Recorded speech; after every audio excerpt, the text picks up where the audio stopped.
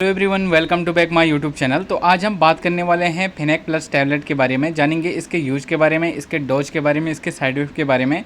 तो यदि अभी तक आपने हमारे चैनल को सब्सक्राइब नहीं किया है तो कृपया चैनल को एक बार सब्सक्राइब कीजिए, लाइक कीजिए, शेयर कीजिए, साथ में बेल आइकन को प्रेस कीजिए ताकि हमारे आने वाली वीडियोज़ की नोटिफिकेशन आप तक पहुँचती रहे। तो आज हम बात करने वाले हैं फिनेक प्लस टैबलेट के बारे में। ये रैनबैक्सी कंपनी के द्वारा बनाया जाता है और इस तरह की इसकी पैकेजिंग होती है, आप देख सकते हैं। अब हम इसकी एमआरपी की बात करें तो लगभग 32 यानी कि 32 रुपीज़ के लगभग में आपको इसकी 10 टैबलेट मिल जाती है। अब हम इसके कंपोजिशन के बारे में बात करें तो इसमें दो तरह की दवाइयाँ पड़ी होती हैं, जिसमें पहला होता है डाइक्लोफिनेक सोडियम जो 50 mg में होता है, और पैरासीटामोल इसमें 325 mg में होता है, 325 mg में होता है। तो ये इसका कंपोजिशन होता है। और अब हम इसके मैकेनिज़्म ऑफ एक्शन के बारे में बात करें कि किस प्रकार से ये दवाई कार्य करती है। तो ये दवाई एक NSAIDs क्लास की एक मेडिसिन होती है, जिसको हम non steroid anti inflammatory drugs कहते हैं, जिसका काम होता है बॉडी के टेम्परेचर को कम करना और बॉडी में जो इन्फ्लामेशन हुई है उसको मेंटेन करना। इन्फ्लामेशन यानी कि सूजन को कम करना, और बॉडी के टेम्परेचर जो अधिक टेम्परेचर बढ़ जाता है उसको निम्न टेम्परेचर पे लाना, यानी कि बॉडी का जो नॉर्मल टेम्परेचर होता है वो होता है 98 डिग्री फ़ारेनहाइट। तो ये टैबलेट इस दवाई को लेने के बाद जो टेम्परेचर होता है नॉर्मल टेम्परेचर पे आ जाता है, 98 डिग्री फ़ारेनहाइट पे टेम्परेचर आ जाता है। तो अब हम इसके यूज के बारे में बात करें तो इसके बहुत सारे यूज होते हैं।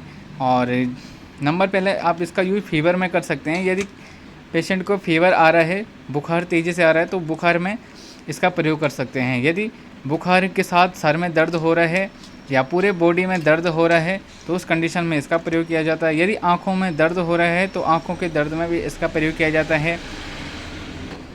यदि जॉइंट का पेन हो रहा है या आर्थराइटिस का पेन हो रहा है तो उस कंडीशन में इसका प्रयोग किया जाता है। यदि गठिया का दर्द हो रहा है तो उस कंडीशन में इसका प्रयोग किया जाता है।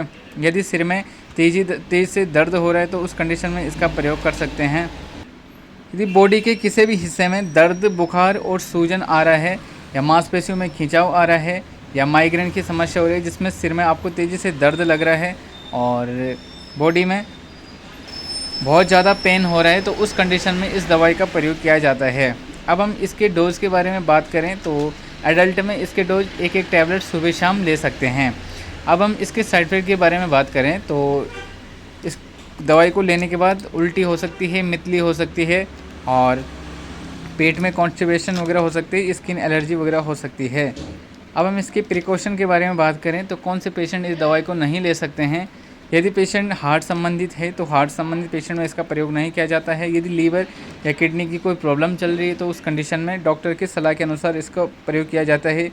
यदि प्रेगनेंसी है तो प्रेगनेंसी में भी डॉक्टर की सलाह के अनुसार इसका प्रयोग किया जाता है। यदि ब्रेस्ट फीडिंग मदर है तो ब्रेस्ट फीडिंग मदर में आप इसका प्रयोग कर सकते हैं, और प्रेगनेंसी में इस दवाई का प्रयोग नहीं किया जाता है। आप प्लेन उसमें पैरासीटामोल दवाई का प्रयोग कर सकते हैं। तो मिलते हैं आपको इसी प्रकार की नेक्स्ट वीडियो में।